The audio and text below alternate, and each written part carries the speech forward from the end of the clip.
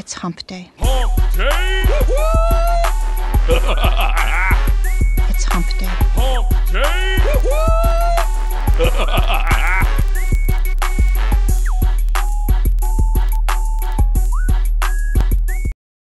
We're live. All right. Hey, everybody. Welcome to Hump Day Hangouts, episode 106, the episode where we're no longer together. Womp, womp.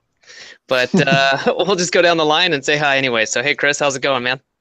Doing good. And Hernan, what's up? Hey, everybody. Hey, it's really good to be here. I miss you guys. So I hope we kill it. I'm not hoping. I just waited so that we kill it this year so we can hang out real soon. Awesome. Marco, I got to ask you, man, how's the weather? I'm still in paradise, man. I left Panama and came back to paradise, so win-win. Yeah, I heard it's raining ashes.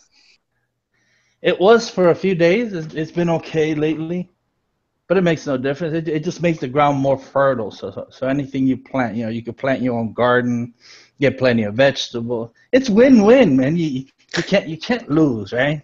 Weather. I love that. There's a volcano, and you can grow a good garden. So plenty of ash, fertilizer. Good deal. Well, Bradley, how's it going?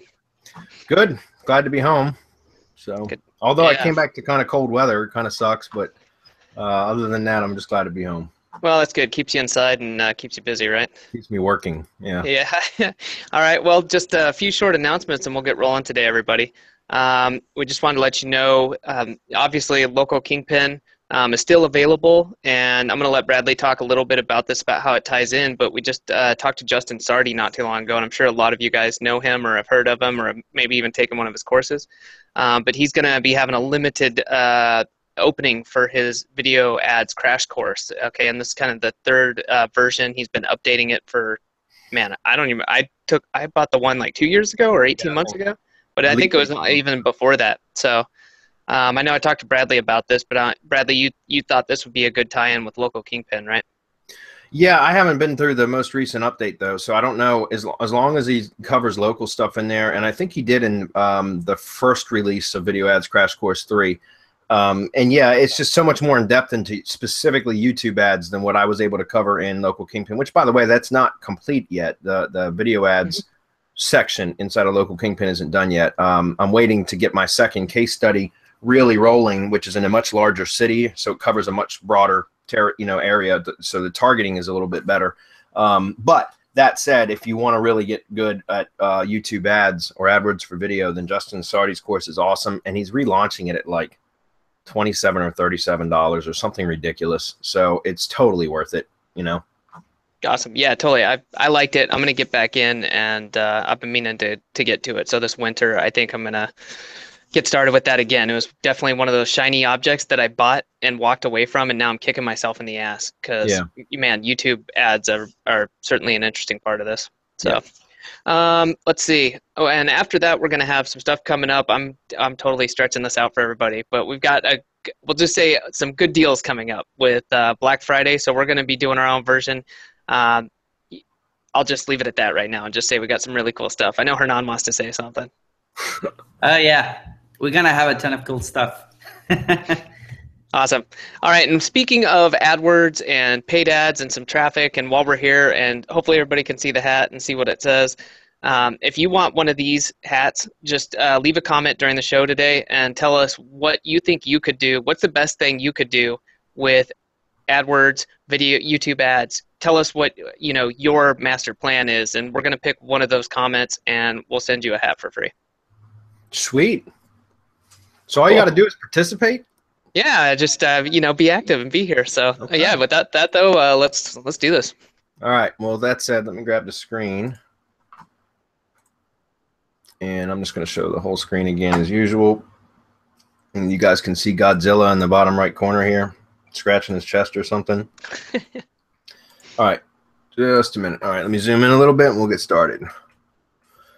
Okay, so Mark O'Connell's up. He's always here every week. We appreciate that, Mark. For that, I'll +1 it. He says, hi, guys. I don't have a question, just a comment. Okay, sorry if it's not applicable because I know this is for questions, but I just wanted to thank Marco for choosing me for Drive Stack on the big 104. It was awesome and unexpected. I wanted to message Marco via Google Plus, but didn't want to bother him, as I would imagine he is busy trying to make Google beg for mercy. So I wouldn't want to intrude on that, and didn't want to do it last week because you guys are celebrating. I already thanked Adam. Well, awesome, Mark. We appreciate you always showing up and participating anyways. Your comments are always welcome, so thank you. Dean is up next. He says, hi, guys. I hope you don't feel too rough after Panama. I did. Quick story. I left Panama last Friday and flew back to Miami and spent the night in Miami. And I was in the airport, Miami airport in the morning to fly back to Virginia. And like, all of a sudden I got this awful pain in my abdomen. It felt like appendicitis or kidney stones. I wasn't sure what it was. And I was in Miami trying to fly back to Virginia. And so I ended up flying back to Virginia, like praying that my appendix wouldn't burst on the plane. And I ended up going straight from the airport to the emergency room. And I was in the emergency room for like 4.5 hours, got a CT scan and all this crap just to find out it was just a kidney infection. So I was kind of pissed because I was like, man, I spent 4 hours in ER, probably spent, a couple $1,000s. But then I started thinking, like, why am I complaining about finding out that I'm okay? I was like, damn, I went there and I don't even have nothing. But it could have been the other way. It could have been, it was terrible though. Like, come back. I think it's because we drank and ate too much while we were in Panama. What do you guys think? I think that might be the case, Bradley. Yeah. I think that's it. I feel much better. I was just pissed off because I was in like this weird wing terminal in Miami. I thought I had it bad. So yeah, it sucked, dude. Because I mean, it hurt like a son of a gun too. And it's like the doctors just said, "Oh well, just take some leave and take it easy for a couple days." And I was like, "Damn it!" Anyways, everything's good. I'm good now. So you can never eat and drink too much. Yeah, apparently you can. Yeah. Apparently my kidney thought otherwise. You know what City Fletcher would say. Yeah, you're gonna hurt you. No, I'm kidding. All right. I missed the ceviche. All right, let's keep moving. He says, I have a national client in the UK whose website I'm setting up an IFTTT ring for, and they already have some Google properties in place. Okay, their Google brand page and YouTube page are connected together under a website email through Gmail, like person@company.com, and have posts and videos from 2 years ago. So I wanted to use them rather than set up new ones. Is their branded company email going to be a weakness problem as opposed to an actual Gmail, like person@gmail.com? No, it shouldn't be. Let's see. I do see through their Google account they have access to Google Drive, etc., and the account shows connected sites and apps. So I'm assuming it's not a problem, just the same as having Gmail. Yeah, because once you've registered an email with Google, like for example your recovery email, you should be able to log in with that email address as the username. If that makes sense. So like if you've connected your webmail account with your Gmail account, especially as the recovery email, then I'm pretty sure you can log in using the webmail address as the username. And Google recognizes that as being one and the same, if that makes sense. So it shouldn't be an issue. Okay.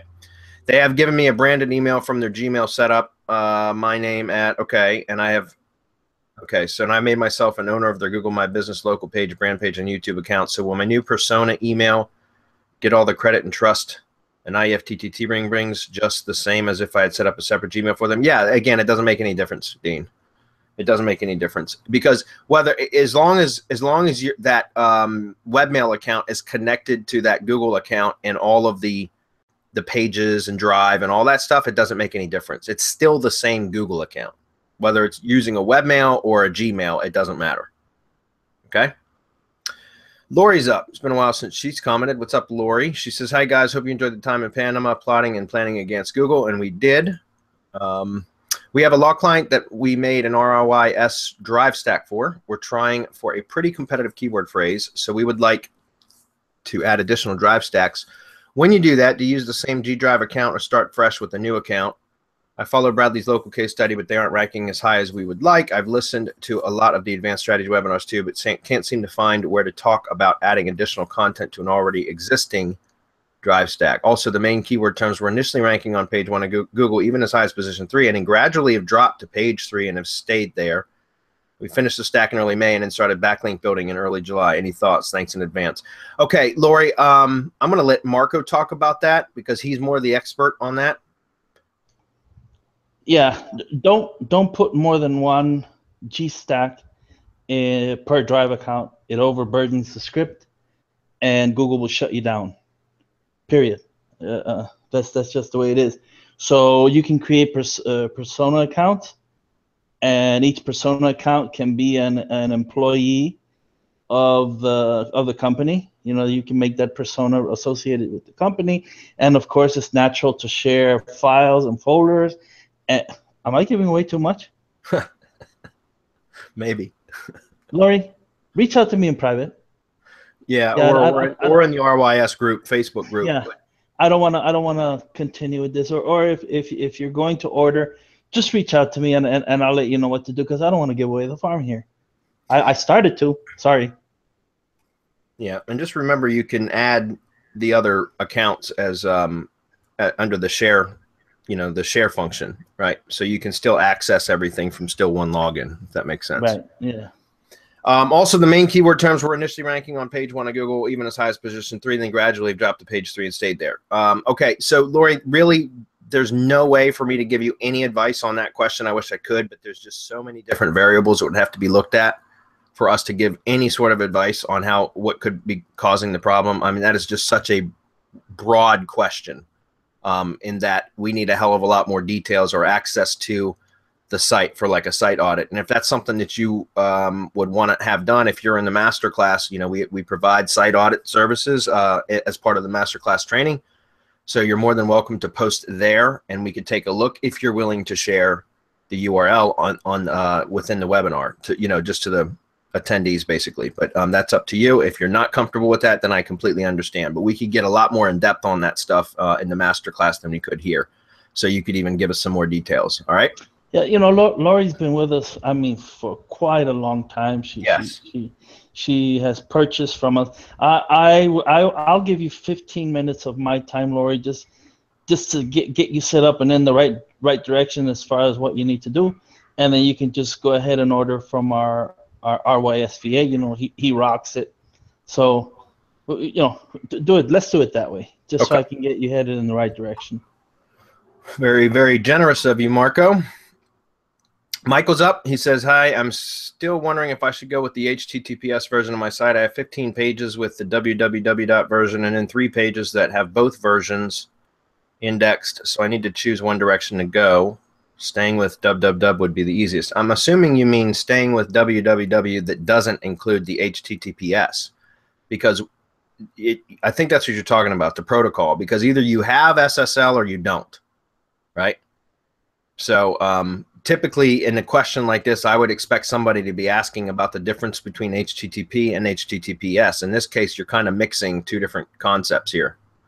So I'm not 100% sure where you're going at with this. Anyways, how much advantage is there to doing this if my site is a simple affiliate site? There are no products to sell or visitors info to gather. No, I don't know why you'd have HTTPS then. If you don't even have a contact form on your site, there's really no reason for that, right?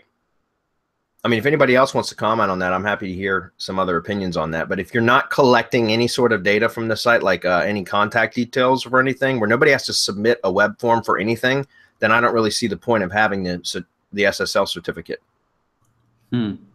Yeah, I would second what you're saying, Bradley. I mean, I'm seeing more and more big websites turning into SSL, but that's because, you know, they manage sensitive accounts. Like, right. It doesn't have to be right now that, as it were, like maybe a year back or maybe a couple of months back, that you need to handle like sensitive data, like credit cards numbers. You know, now every time you handle any kind of data, you need to have an SSL as per Google instructions, you know? Yeah. With that said, I haven't had any data to back it up that an SSL will give you a boost in rankings, for example. So, you know, if it is, it's marginal. Like it's marginal. It's another tick on the checklist, you know? It's nothing too fancy that it can make and break your SEO in that case. So I wouldn't have the trouble in case I really, really need it, and in case I really want to be compliant and I want to start collecting data on my website, as Bradley was saying. Yeah. Yeah. So again, and you know, the question is, you're talking about 2 different versions of the URL here, but they're really not. You can have www whether you have SSL or not. It makes no difference. That's just your preference and how you display the URL. I recommend that you go with the www version of it, because that's kind of treated as if it were a subdomain. So it protects your root domain, and in the event that you caught a penalty. In other words, you could always, if you caught a penalty, if you were using your www dot, right, so acting as a subdomain, and you caught a penalty, then you could essentially remove the www dot or change the subdomain to something like blog dot or news dot or something like that, and recover your site. Now, you'd still have to figure out why your site was slapped or given a penalty anyways and correct that, but you could move the site to just a different subdomain or just to the root. In other words, remove the www dot, and you could get your rankings back, or at least remove the penalty would be temporarily lifted until Google caught back up with you, unless you've fixed and resolved the problem that caused it to begin with. So again, that's just a personal preference, and adding www dot can be done within the WordPress dashboard, right? So you go to settings, general, and it's the site address. There's 2 fields that you have to edit that and add the www dot to, and then once you click save, it'll prompt you to log back in. From that point forward, WordPress should handle all the redirects and canonicals correctly. But that doesn't affect the HTTPS, SSL or not, whether it's using the SSL version of the protocol or not. That doesn't handle that. That's something else that you have to, work with. And again, that can cause some problems. Only 15 pages, that's not really all that big of a deal. But when you do switch to HTTPS, a lot of times it can screw up CSS and JavaScript and stuff like that. So you need to make, like, I don't even do all that myself anymore. Whenever I switch a site over, I just hire somebody from Upwork and they handle all that shit for me, because it's just too much. Yep. Say, Mark or Hernan? Yeah, no, I was about to say that you need to be consistent. You know, whether you decide to do HTTPS or not, you need to be consistent. Like, everything should be pointed at one URL, because you can have http domain.com, http domain.com, https domain.com, and they're all different URLs. You know what I mean? Yeah. So you need to be consistent. So whether you use HTTPS or not, and whether you use which, I concur with Bradley on this case, using I've seen, on some spammy niches that people will use 15 or 3 or 4, 7. That's the iteration number 7 of that website, that keeps getting spam and keeps being redirected. So it's crazy. But I mean, you need to be consistent whether you decide to do it or not. That was my point. So again, for something like a small site like that where you're not collecting any data, I wouldn't have even implemented SSL. It's just too much additional work. But if you've already done it, if you already pulled the trigger, then just make sure you get your site cleaned up and all of the scripts and everything are all reading correctly. And that's something that, again, like, I can't really advise you on that just because I don't do it. I just hire somebody from Upwork. That kind of stuff makes my head hurt. So. Healthy Living says, just a thought, if we use 301 URL redirects from a Web 2.0 to the money site, would that be bad? I'm assuming you mean embedding a 301 redirected URL into, like, the content body of a post or something on a Web 2. I'm assuming that's what you mean, because how would you redirect a Web 2.0 URL, right? So I'm not 100% clear on this. Is somebody else interpreting this differently from me? No. I think that you're right. It's hard to do a 301 unless you do some sort of meta refresh. That's another story. Yeah. If you do a meta refresh, you have some Web 2.0 properties. I don't even think. I think this. I think that's way beyond what they were asking about, though. Like, if you can edit the HTML of a or the header section, like in Tumblr.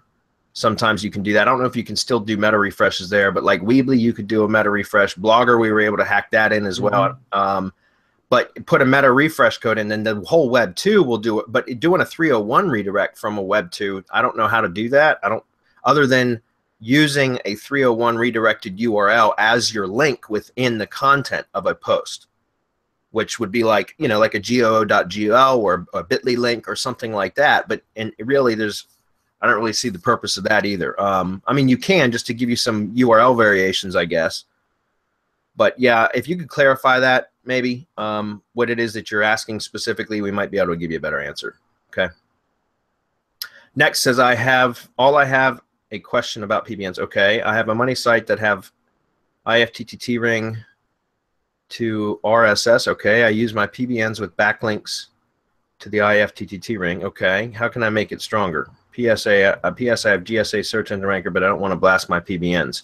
Well, put an IFTTT ring around your PBN, and then blast your IFTTT ring with GSA search engine ranker, right? Because think about that. If you're using a PBN to link to your money site, okay, or to link to your branded IFTTT ring around your money site, then if you're worried about hitting your PBNs direct with GSA, and I can understand that, then put an IFTTT ring around your PBN, right? And then you can hit the ring around your PBN with GSA search engine ranker links, right? Does that make sense? So that way you're not hitting your PBN directly. There's at least one buffer site between your PBNs and your GSA spam, and it would be at least 3 hops away from your money site if you're using your PBNs to point links to your IFTTT ring around your money site, your branded IFTTT ring, if that makes sense. If you're building backlinks directly from your PBN to your money site, and you're building links from GSA search engine ranker to an IFTTT ring around your PBN, now your GSA links are still going to be 1, 2, 3 hops away. And if you're building PBN links to your branded ring, now your GSA links are 4 hops away from your money site. So you'd be perfectly fine to do that. Okay. Okay, so anyways, hopefully that was helpful. PPS, I didn't get the new IFTTT.com website changes that you talked about in the SEO Academy group. I'm not sure what you mean, other than like there's new interface changes. Maybe you're saying you don't understand it. I'm not 100% sure what the question is there, but I know next Wednesday at 5 p.m. Eastern will be the next update webinar for IFTTT SEO Academy, and there's a lot to cover next week.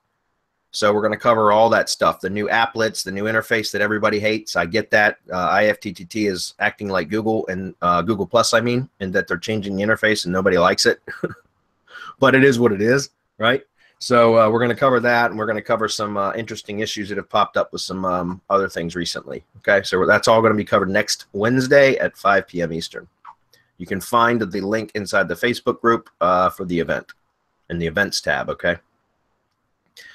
Jamie says, I have a site with 4 locations in Tennessee, and I'm setting up local maps for all 4 locations. I was wondering if I can or should create branded link wheels for each location.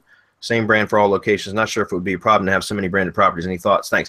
Yeah, Jamie, we talk about this often. It's a good question. But yeah, we've talked about this many times. So what I always like to do is, especially if you are, okay, if it's the same brand, typically the way that I set things up is if I'm going to be creating like city-specific sites, I'll build them on subdomains of the root domain, right? So whatever the brand, I usually will have branded domains for the company, which will be the root domain. And then if I'm going to make location-specific sites, then I'll add subdomains with the city name as a subdomain, and then I'll install WordPress and you know, put up the pages, but not usually a blog on those sites, because I can use the root domain as the blog because it's the same brand, just like you mentioned, Jamie. So if it's the same if it's the same brand, then you can put the blog on the root domain and then build links to all of the 4 location sites, the 4 you know, individual location sites by just blogging from the root domain. That's a hell of a lot simpler to manage. Does that make sense? Because if you, I mean, you could do a separate blog on each separate site if you're doing that. You know, you could, and you could have a separate ring for each, and you may need to do that. But typically, what I will do is just create the one branded ring, IFTTT ring, right? And I'll blog from the root domain blog, and use the blog post to build links to all of the subdomain sites or all of the individual locations. You might not have subdomain sites. Maybe you have individual location pages. That's fine. It doesn't matter. Either way, you could still build links to the location sites or pages from the blog with one IFTTT ring. However, if you find that there's a, like, for example, say out of the 4 locations that you have, one of them is not responding as well to the, you know, the IFTTT blogging strategy as the other 3. This is just hypothetical, guys, but let's say that one of them is not responding as well. Then you could always go out and create a separate IFTTT ring specific for that one location. It can be the same brand, but then you can add like the city name into, you know, the subdomains for when you're creating the IFTTT ring. It could be a location specific branded ring, if that makes sense. And then you could you know, hit that one ring specifically with posts for that one location to help give it a boost. But always try to rank with the minimum amount of work that it takes, guys. And so for that reason, it's a great question, Jamie, because you don't want to go out and build 4 IFTTT rings when you don't need to. And chances are you can probably get away with just one. And again, if any one particular location is not responding as well as you would like it to, then you can always build a location specific ring for that. Okay. Okay, Andrew Walker, he's back. He's starting to become a regular occurrence. That's awesome. Andrew, this is a good question. I read this earlier. He says, hey guys, my question is about what platform to use to start building an email list. Which would you all recommend, GetResponse or Clickfunnels? I've been using GetResponse for a little while now, and it's pretty nice. However, I just got hipped to Clickfunnels, and I'm hearing some really great things about it. Thanks. Andrew, I can tell you personally, because I know, you know, I'm kind of helping Andrew get set up. He's a local business guy. Advanced-PCS.com. He does IT work and stuff like that. Anyways, I can tell you that Clickfunnels is my preferred method, and but it's not exactly an autoresponder. They have autoresponder capabilities inside. If you use an SMTP mailing service like SendGrid or Mandrill or something like that, so it's a bit geeky to set up. But if you were going to be, in your case, I would say like if you know you need at least $97 a month to use Clickfunnels, right? So it's $100 a month. I know for GetResponse, you're probably only paying about $20 a month, something around that number, right? So, you know, it's up to you. If you don't mind spending the extra money, then yeah, keeping everything under one dashboard, which you can do with Clickfunnels, would be sweet because you get much better landing pages than you do with GetResponse, at least in my opinion. It's so much easier to set them up and they look good, all that kind of stuff. And you can handle all of the mailing from within. Oh, wait a minute. Let me rephrase that. In order to use Clickfunnels mailing service as an autoresponder, you have to have Actionetics, and Actionetics is only part of their enterprise suite, and that's $300 a month, $297 a month. Okay. Yeah, you've got to make sure it's worth it. But yeah, in it's kind of in interesting. Andrew's case, it wouldn't be. Yeah, for most people, especially like if your comment is starting out, then yeah, that's not it. But yeah, if you can do it, you can also use, just so people know, you can also get if you can get an Amazon SES account approved.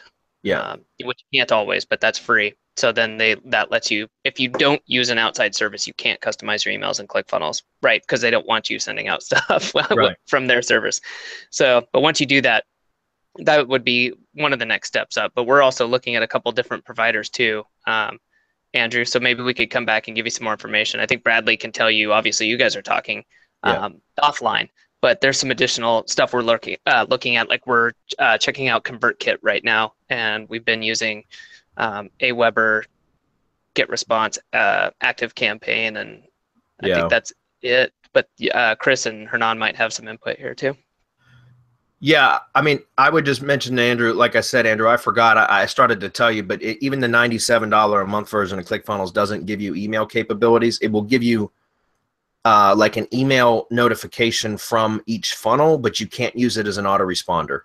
So it really, in your case, you don't need an enterprise account for your local business. That would be kind of like way overkill, and the expense, you don't need that either. So just stick with GetResponse for now, and that would be fine. Okay. Anybody else want to comment? That's fine if you want. Yeah, I wanted to say real quick. Sorry, I want to say real quick that it was. Sorry. I wanted to say real quick that GetResponse for the time being, we pretty much use them all, like MailChimp, Aweber, GetResponse. We keep on using GetResponse and Aweber. We're migrating. If you want to start doing some more advanced stuff, like tagging people based on how they behave, you know, based on what actions they take. For example, Andrew, let's say that somebody doesn't visit your website, I don't know, in 3 months, you can send them a coupon, those kind of things.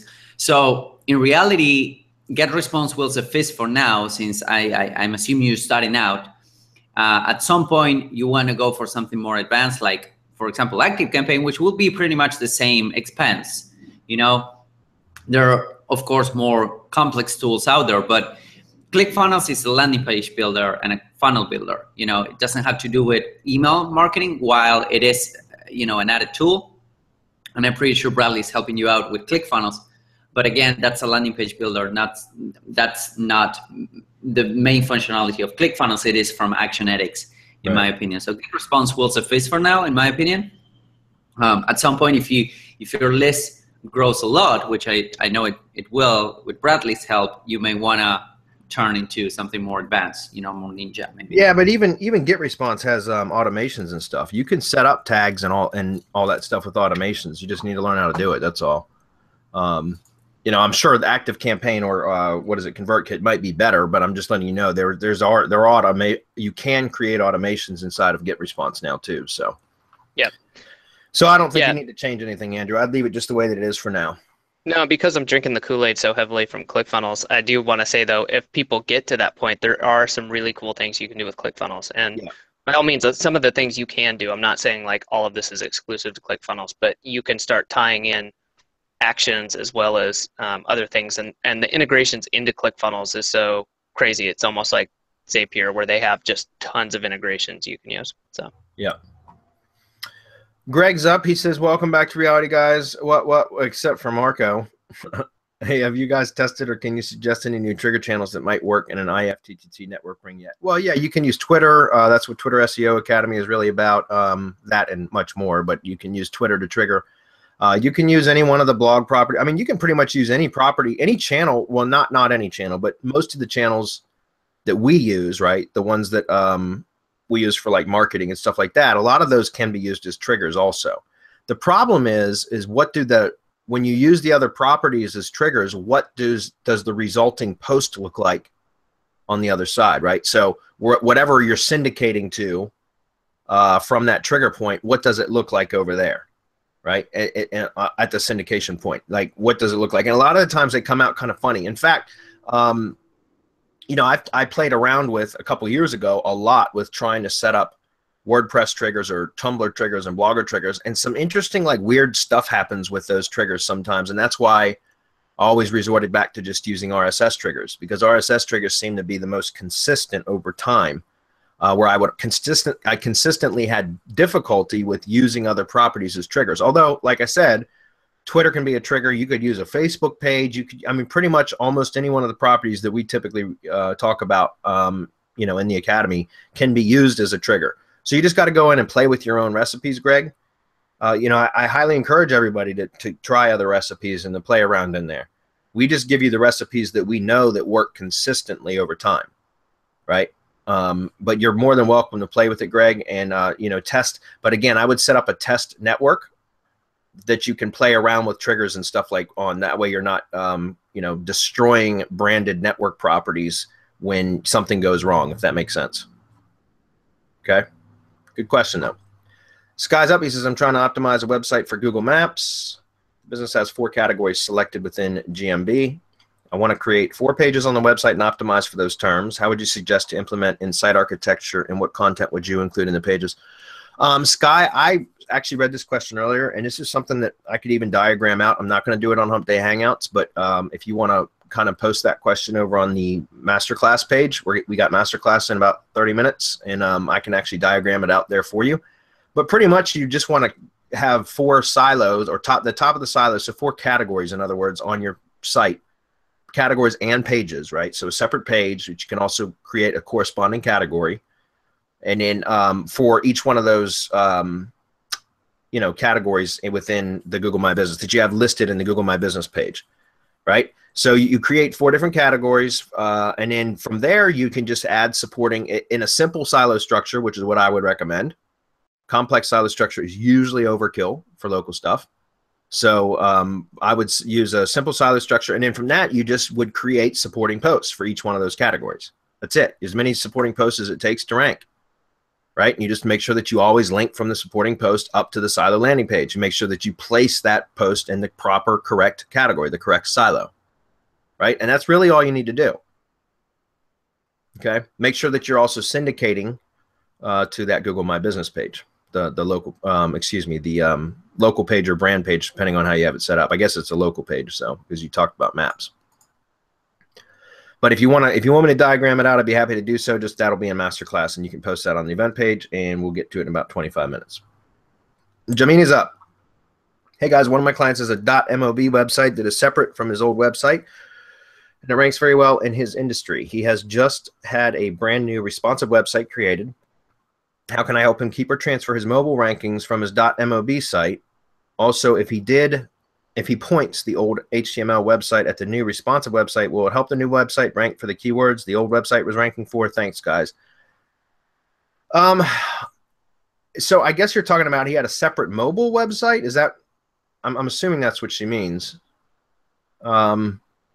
You know, I don't really have any experience redirecting mobile websites to see if it helps an existing site. Do any of you guys have experience with that? Not here.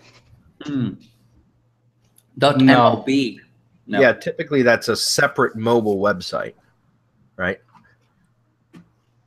So, and that's what mobile she's rankings.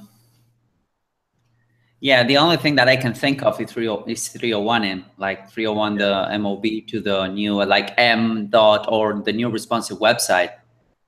But I haven't worked with .mob, Jamina, sorry.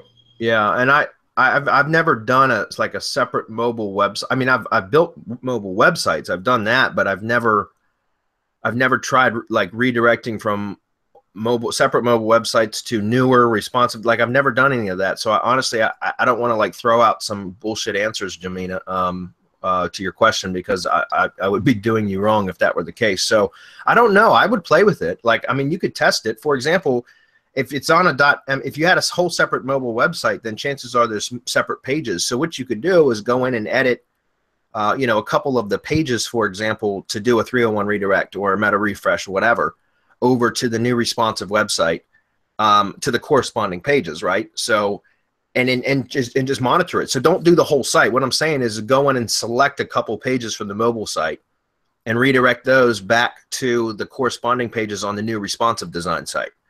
And just monitor those pages on the new site versus the other pages on the site that don't have the redirect set up from the mobile site, and see if those new those pages that do have the redirects perform better than the others, or just observe what they do, the behavior of those pages. And then you'll know, like, you know, say you got 12 pages on the site and you've got 3 of them with redirects from the mobile site. You can watch those 3 and compare those to the other 9 pages on the site and see which one, you know, like just observe what they do, and then you can play around with that and see, you know, if it has a positive effect, a negative effect, or no effect at all. But that's what I would do. That's typically how I determine what's going to work and what's not, is just by testing. And that's what I would recommend you do here. I wouldn't just redirect the whole thing though, because then you're not, you know, if you could do it on a page by page basis, temporarily, just to monitor what it does.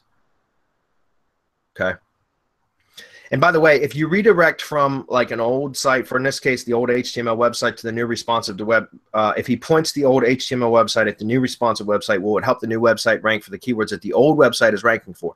It can, yes, but as long as the page that you're redirecting to the new page, like as long as the content is similar, right? Or the same, or it could be the same but in updated, or it has to be very similar. Because remember, if your old site was ranking well, it's not 100% because of backlinks is why it's ranked.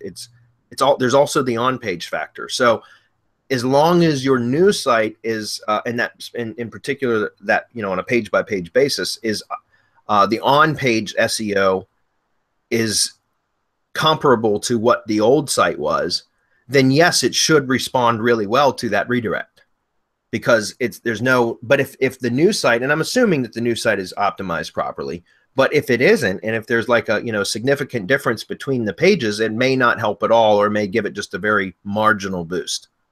If that makes sense. Okay. So just, guys, remember, that's whenever you're redirecting from an existing site that's ranking well to a new site, you want to make sure that the pages are optimized similarly. Right? Like the on-page optimization is similar or comparable to what the old site was. It could be improved upon. That's great. Then improve upon it. But what I'm saying is, you just don't want a huge drastic change and then you redirect from the old to the new and expect it to replace you know, the slot that the old site took in the search results, because it typically isn't going to happen that way. And there will be some dancing anyways, and you got to let all that stuff settle in. Jamina, if you've been watching us for any amount of time, you know that there's a kind of a sandbox period, a probationary period after you do something like that, a redirect, where you don't want to go in and do a whole bunch of crazy changes during that 3-week period after you initiate the redirect. You want to let it settle in before, and let the dust settle, give it some time for everything to kind of, you know, solidify where it's going to be, and then you can go back in and start editing and adjusting. But you don't want to do too many changes within a 3-week period, because it could sandbox your site. Okay. Chris is up. Welcome back. I edited the HTML code on my Tumblr theme, and now I have 35 icons in the sidebar linked to the IFTTT networks and citations. How many links in the sidebar of a blog is too much? Did I go overboard with this? No, I don't think so. Because you're just reinforcing, as long as they're all branded properties, it shouldn't make any difference, Chris. Like, you should see some of our same as attributes in our JSON LD markup. You know, I haven't been hit with a structured data spam penalty yet. I know some people have those, so you got to be careful with that. But as far as adding those, I mean, if they're branded properties, they're just an extension of your brand, right? So to me, that's not too much. Any other comments on that, guys? How much is too much, right? Yeah. No, yeah, as long as I agree, as long as you're, I mean, you can always go with the you know, with the most relevant to your particular niche, because in some cases you will get more, you know, depending on your niche, some networks will be more relevant than the others. Yeah. But for SEO purposes, I would say just have them all, you know, 20, 35, 40 icons, doesn't really matter. As long as you keep that, I think that's the most cumbersome task, is to keep that list updated. Yeah. Because at some point, you know, maybe URLs change, maybe a website will go 404, whatever, you need to keep that updated. So maybe once a month or something, you want to make a sweep through that. So it will all depend on how many networks you have. I think at the end of the day, that's called a semantic hub, you know, and we want that. We want that amount of relevance and brand on that particular domain, you know, like G+, Tumblr could be at anywhere that you can put a list of links would be considered, in my opinion, a semantic hub, you know. So one thing, Chris, you can do is, you know, go search your brand in Google, the brand name, and then look at the all the properties that show up, the third-party properties that show up on page 1 and 2, and just go with those. I mean, obviously you want all the big social media sites, whether they show up on page 1 or 2 or not. It doesn't make a difference. But chances are they're going to anyways if you search your brand name, right? But you could just select the ones that Google tells you are the most relevant and most important to your brand name or your business, right? And use those as your same as attributes if you're marking up, you know, the JSON LD markup in the header, or and sidebar links, that kind of stuff. Okay, because you can let Google tell you what it thinks is the most relevant and important to your brand. All right, next he says, when I get some spammy comments, I remove the URL from comment and edit it to be a positive comment.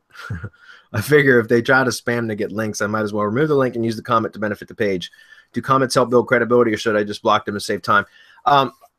Chris, I'm going to tell you, like, honestly, you should just block them. Or there's a plugin for WordPress called Disable Comments. I love that plugin. I use it on every damn site. If I want comments on a site, then I will use like a social media style comment plugin anyways, because WordPress comments just flat out suck and you'll get spammed to death all the time anyways. And it's just too much work and time and effort for such a very small SEO boost, which to be honest with you, somebody else might disagree with me, but I've never taken the time to go through and use like in comments within my own sites to try to see if it will give me an SEO boost, because it just requires too much time. Personally, I just use the Disable Comments plugin for all WordPress sites so that it removes the native WordPress comment functionality. Okay. I would say save your time, Chris, or use your time better, more wisely by doing something with your time that's going to have a greater effect. Because I can tell you that that would be such a small positive effect, if any at all, that it's really just not worth it. Okay. Shannon's complaining because we were 1 minute late. So just so you all know. Valerie says, trying to sell my house and brokers don't know how to do digital marketing. I know, Valerie. Isn't it frustrating? Because realtors are an egotistical bunch. They put their faces on all their marketing materials and they think they're good marketers and they know nothing or very little about digital marketing. And it's like pulling teeth to try to convince realtors that they should be marketing digitally. And I don't know why, because they do spend a lot of money on marketing, but they don't spend money on digital marketing. At least none of the realtors I've ever dealt with. They've just been a pain in the ass for me. So I don't. Well, this is real quick. I think this is good timing. 1, 5-minute warning. 2, I think a lot of these were the responses to AdWords. The question I asked for the free hat at the beginning, but we can still go through these. There's some pretty good ones here. Okay. So to finish up, I just wanted to kind of vent about that because I've got a lot of experience with realtors and they're an odd bunch. So I'm starting to market with AdWords and we'll also do YouTube ads and Facebook. Hopefully this will work. And if so, then can expand specialized marketing for unique properties and high priced homes. That would be awesome, Valerie. Good luck with that. I hope you can have better success at convincing realtors on why it's important. But that's part of the reason why I stopped messing with realtors, because if you have to convince somebody first that they should be marketing digitally before you've even pitched them on your services, you've got to sell them twice. You first got to sell them on the fact that they need it, and then you have to sell them on your services. And to me, I don't want to have to do 2 sales presentations just to get one, you know what I mean? Like to the same prospect, because it's just that's too much resistance for me. Okay. And trust me, I chased realtors for years. In fact, that was what if you guys remember the video email little training course that I did, that was for an actual company that I'd started for. It was called Broker Brand Marketing. It was for realtors. We were targeting real estate companies for branding and digital branding. And it was it was an uphill battle. So we closed that business. Don's up next. He says, I plan on using ads 2 ways. 1 for multiplying leads for lead gen clients, but the other for doing my own affiliate CPA offers and eventually selling my own products. Awesome, Don. Congratulations. Don't tell me what to do, Windows.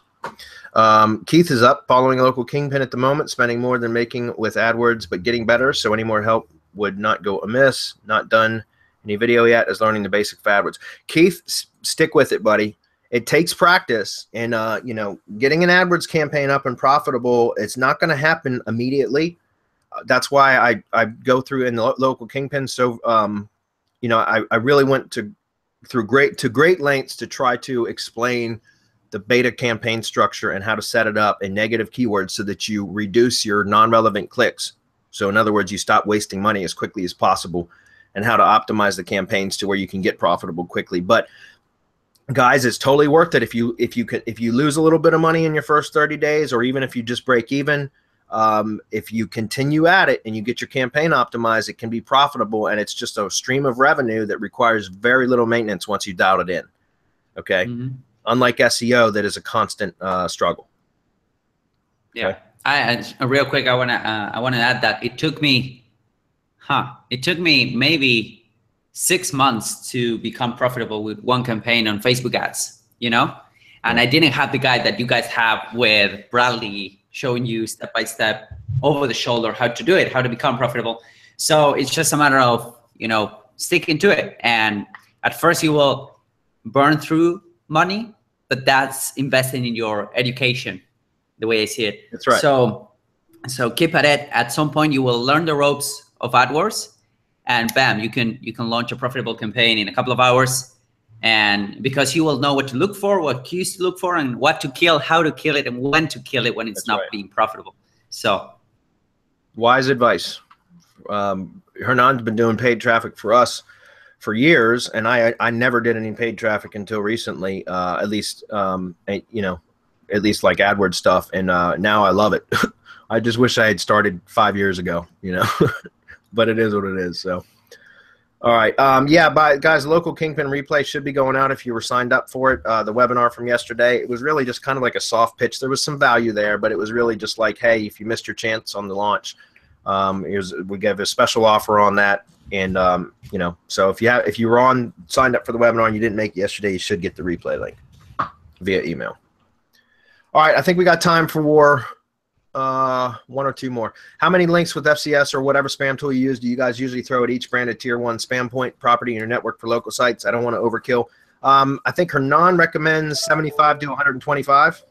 Yeah, Right? anything between you know, you can start with 50 and go up to 150, but that's pushing, you know. So we should send a handful, and do not do them all at once. Just send a handful of links and see how it goes, and then send another batch, maybe in 20s, maybe in 30s, depending on your competition. So that's basically what we do. Calendar drives me nuts. Okay, and yeah, how many tier 1 spam points do you hit? I hit everything at once. I just send everything over to Daddy, our link building manager, and he handles all that for me. What is your favorite spam tool for powering up your networks? We use a multitude of them now. Turbo Web 2.0. I think Rank. I don't know if it's called Rank or X. I don't know, because I don't handle any of that stuff anymore. He does all that for me. But we use FCS Network or GSA, Turbo Web 2.0. I mean, there's just a lot of everything. Yeah, everything. That's the idea. You get diversity by using everything. So. All right, we got time for skies, and then we got to wrap it up, guys. Kingpin method. I'm using SpyFu to scrape all the domains and geographic locations that have low SEO value. I'm then running a custom program that checks for schema on the website. I'm then sending all those people an offer for a free website evaluation. I'm then using remarketing to close it if they don't sign up with the schema issue as the focal point.